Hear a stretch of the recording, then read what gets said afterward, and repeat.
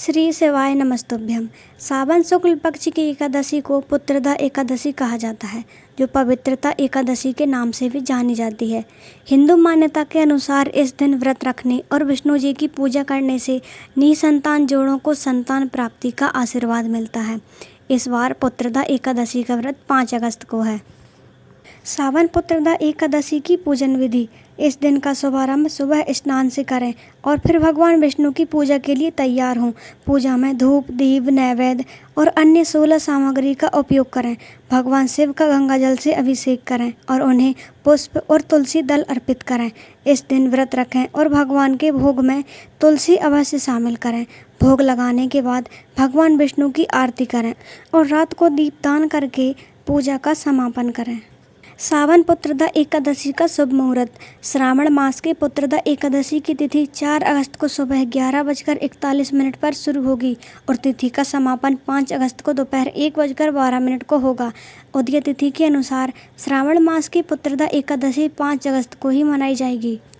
पारण का समय 6 अगस्त को सुबह 5:45 से लेकर सुबह 8:26 तक रहेगा।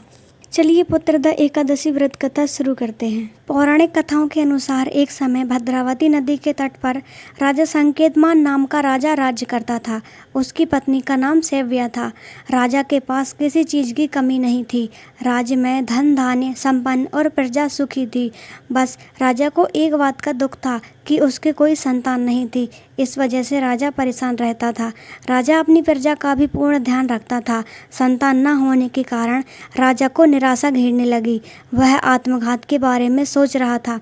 उसने पुत्र की कामना के लिए यज्ञ किया, लेकिन देवताओं का आशीर्वाद नहीं मिला। अंत में राजा वन में चला गया। वन में वो घूमते हुए एक सरोवर के पास पहुंचा। सरोवर के सभी मेंढक आदि पुत्र के साथ खेल रहे थे। राजा को इस बात से निराशा हुई। तभी रास्ते में एक मुनि का आश्रम पड़ा। राजा ने घोड़ा रोककर मुनि को प्रणाम किया। मुनि को प्रणाम कर राजा ने उन्हें अपनी परेशानी बताई। मुनि ने उन्हें पुत्र की कामना के लिए किए जाने वाले व्रत पुत्रदा एकादशी के बारे में बताया। उन्होंने बताया कि राजा इस व्रत को करें और रात्रि जागरण करें तो निश्चय ही उनके संतान होगी। इसके बाद राजा को एकादशी व्रत के महत्व के बारे में विस्तार से बताया गया। राजा ने विधि पूर्वक एकादशी का व्रत पूर्ण किया और नियम से व्रत का पारण किया। इसके बाद रानी ने कुछ दिनों गर्भ धारण किया और 9 माह के बाद एक सुंदर से पुत्र को जन्म दिया। आगे चलकर राजा का पुत्र श्रेष्ठ राजा बना।